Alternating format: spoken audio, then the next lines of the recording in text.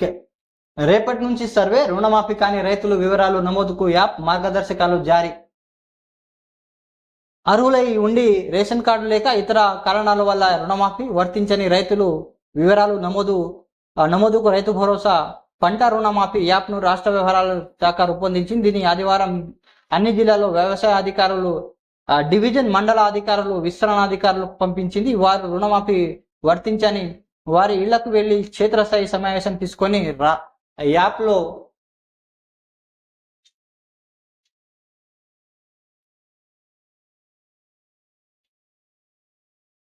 యాప్లో నమోదు చేయాలని మార్గదర్శకాలు జారీ చేసింది. ఇక అనంతరం రైతుల నుంచి ధృవీకరణ పత్రం తీసుకోవాలని స్థానికత పంచాయతీ కార్యదర్శి సంతకం తీసుకోవాలని సూచించింది. ముందుగా ప్రయోగాత్మకంగా కొందరి రైతుల వివరాలు నమోదు చేసి పరీక్షించాలి ఆదేశించింది. మంగళవారం నుంచి సర్వే ద్వారా యాప్లో వివరాలు నమోదు ప్రక్రియ ప్రారంభం కానుంది. మరోవైపు 2 లక్షలు దాటిన వారికి అదనపు మొత్తం వసూలు చేసేందుకు బ్యాంకులు వ్యవసాయ శాఖ అనుమతించింది.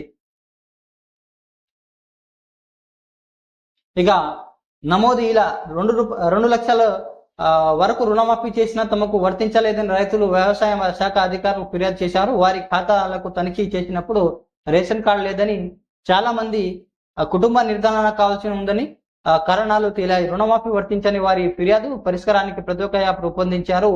వ్యవసాయ శాఖ మంత్రి తుమ్మల నాగేశ్వరరావు ఇప్పటికే ప్రకటించారు. దీనికి అనుగుణంగా ఆ యాప్ను అందుబాటులో తీసుకొచ్చారు. రుణమాఫీ కాలేదని ఫిర్యాదు చేసిన వారి ఇళ్లకు వ్యవసాయ అధికారులు వెళ్తారు. ముందుగా వారి రుణ ఖాతాలు, ఆధార్ కార్డులు తనిఖీ చేస్తారు. అనంతరం కుటుంబ సభ్యుల వివరాలు తీసుకొని యాప్ అప్లోడ్ చేస్తారు. రుణాలన్నీ భార్యాభర్తలు గత 18 ఏళ్లు దాటిన వారి కుటుంబ సభ్యులు ఫోటోలు తీసుకుంటారు. ఆ తర్వాత ప్రముఖ యాజమాన్యంతో ధృవీకరణ పత్రం తీసుకుంటారు. అందులో యాజమాని తన రుణ ఖాతా, బ్యాంకు బ్రాంచి వివరాలతో పాటు రుణమాఫీ కోసం కుటుంబ సభ్యుల వివరాలు ఇష్టపూర్వకంగా రాసి ఇస్తున్నట్టు పేర్కొంటూ సంతకంతో పాటు మొబైల్ నంబర్ రాయాలి. వీటిని ధృవీకరిస్తూ గ్రామ కార్యదర్శి సంతకం చేయాలి. వ్యవసాయ శాఖ నిర్దేశించి.